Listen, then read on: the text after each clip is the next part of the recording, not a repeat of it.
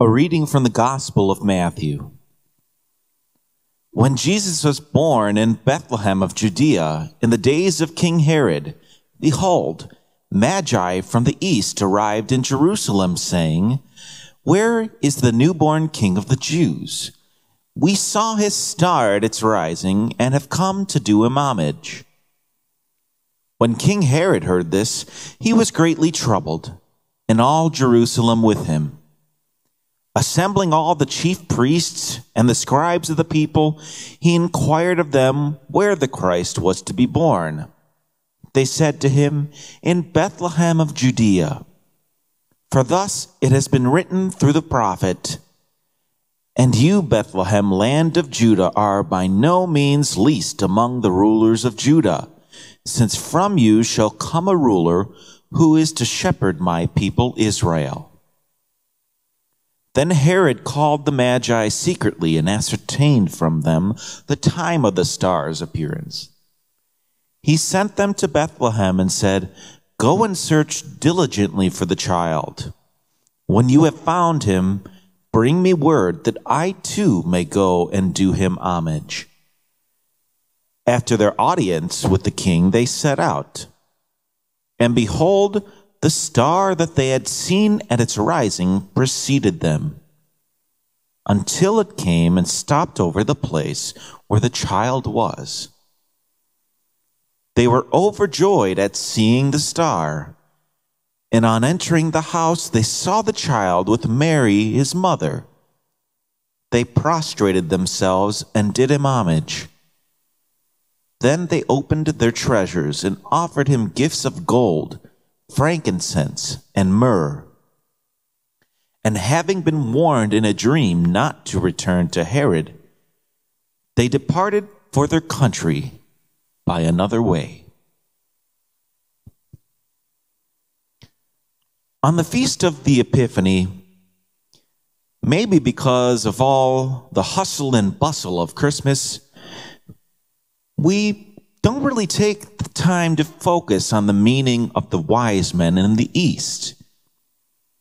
It's almost like we take it for granted, like it's a cut and dry historical event where a group of wise men from the East traveled to see Jesus. But treating it like a cut and dry event isn't what is true about the story. What is true, however, is the power and the meaning of the story. First, considering how far they had to travel, the reader can easily infer that these wise men are not Jewish. When seeing the star, their instincts tell them to travel, to find where it leads.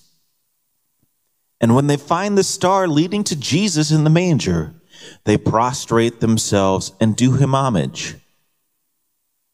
In other words, these wise Gentiles bow down to a Jew who they sensed was a very important person.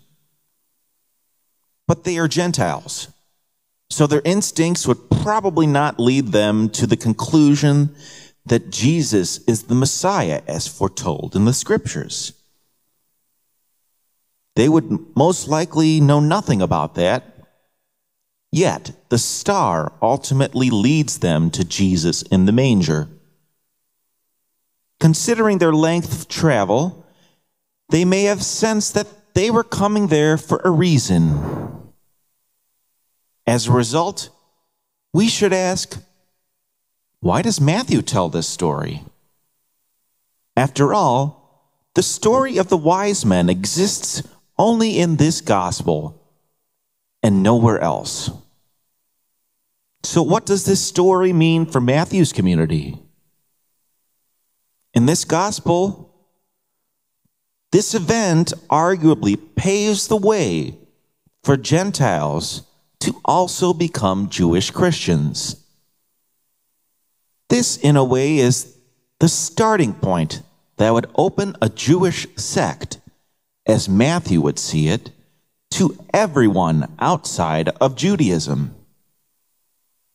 It would, of course, need to evolve over the course of this gospel, But this evolution would be complete at the Great Commission when Jesus sends out his disciples to spread the good news to all nations. Although we often take for granted that all are welcome to follow Jesus, in the first century, this would be extremely revolutionary for these Jewish Christians. They essentially are in agreement with Paul the Apostle that this movement shouldn't be confined to Judaism itself. Although Matthew and Paul would probably have disagreed over the Gentiles needing to follow the Jewish law, which they seem to butt heads over, the fact that they both agree that this movement shouldn't be confined to only Judaism is absolutely crucial to the beginnings of Christianity.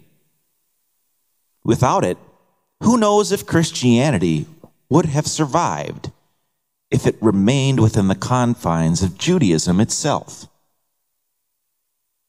So that is, for me, the most importance of the wise men in today's gospel. This gospel ultimately tells us that Jesus and the kingdom of God is for everyone. That is what we mean when we say, all are welcome. As the hymn "Gather Us In" states, gather us in, the lost and forsaken, the blind and the lame, the rich and the haughty, and the proud and the strong. The kingdom of God is for everyone. So for us, a good way to apply this gospel is to ask, are we welcoming anyone who comes through our doors? If there is someone in church who we don't recognize, do we make the effort to welcome them to St. Vitus? Or do we simply stay in our pews and do nothing? From a practical standpoint, St. Vitus should be welcoming anyone who comes through our doors, whether they are Slovenian or not. After all, if we simply stayed within the confines of our Slovenian community, just like some of the Jewish Christians wanted Jesus to remain within the confines of Judaism, would the number of our parishioners increase? I would argue that they would trend in a downward direction. So we need to go out and welcome everyone in the neighborhood, all of Northeast Ohio, and to a certain extent, the entire world around us. Of course, this isn't limited to in-person evangelizing, but even by digital means as well. After all, when the wise men saw the star in the sky, they didn't just stay in place and admire its beauty. They followed it at a huge distance, even putting their lives at risk, until they found it shining over the manger in Bethlehem. In a similar way, we are supposed to go to great lengths to welcome others to our parish, as well as the church as a whole. Otherwise, our parish, as well as the entire Catholic Church, would not be able to sustain itself. In other words, in order for our parish and the church to survive, we have to go out and preach the good news to the world around us. So when you think about the great lengths that the wise men took to find Jesus, in a similar way, we must take great lengths to help other people find Jesus